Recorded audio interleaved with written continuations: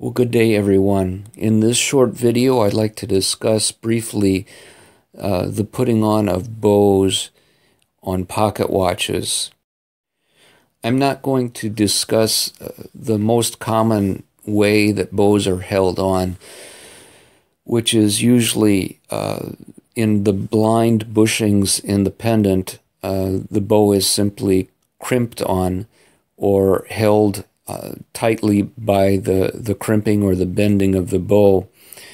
You can take these bows off with a special pair of spreading pliers, and there's a couple different versions of bow bending pliers that you can use to make bows fit more tightly and snugly into their blind bushings. These are the most common types of bows. A less common way of holding bows on is found in predominantly Swiss pocket watches made in the mid-1800s. These pocket watches had bows that did not have blind bushings in the pendant, but had a hole all the way through the pendant, as you can see here. And the bows were actually held on by a screw through that hole and through the bow itself. If we look at examples of Swiss pocket watches of that vintage, you'll find that there is actually a threaded portion on the one side that you can sometimes see. Sometimes it's finished off flush that you don't notice this. But then on the other side, you will find a screw head. Now, sometimes in the absence of screws, you will find examples of past watchmakers that have taken likely a brass wire and put through both the holes that are in the bow as well as the hole that is in the pendant, and have bent the brass wire or forged it in some way, hammered it in some way to help that it won't fall out. This is not really the best way to repair the bow, or is it a way that I can really recommend, but I do have to admit that it does work, and when I see it, if there's no other bow issues, I usually leave it.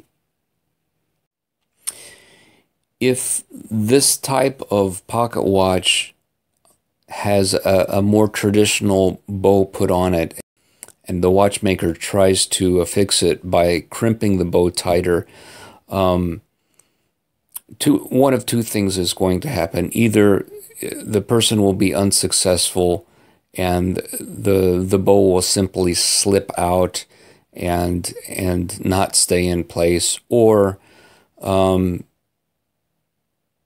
you will actually, as you can see here, do damage to the pendant itself.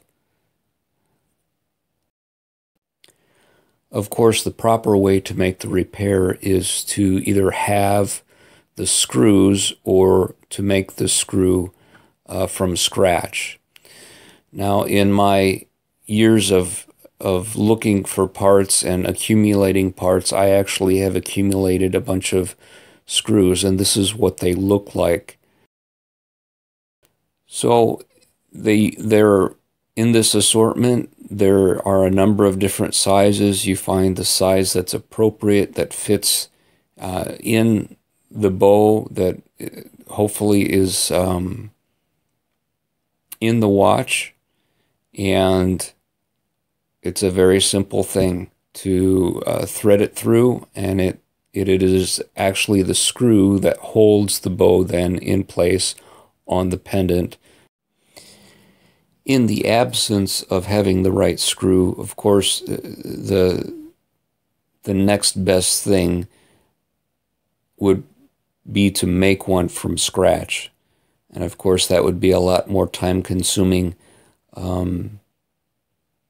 The making, the lathe work, and the threading of the screw But I wanted to make this video just to show you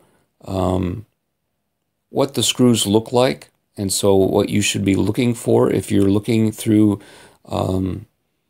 your parts, or you're at a show and you're looking at a table full of miscellaneous parts. You know what to be looking for.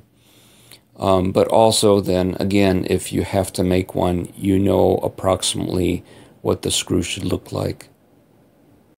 So when this repair came in, I thought I would make a short little video on it, because I don't know how much this aspect or specific aspect of watch repair people were aware of, and I thought I would just share it with you. I hope you find it helpful, and thanks for watching. I'll catch you the next time.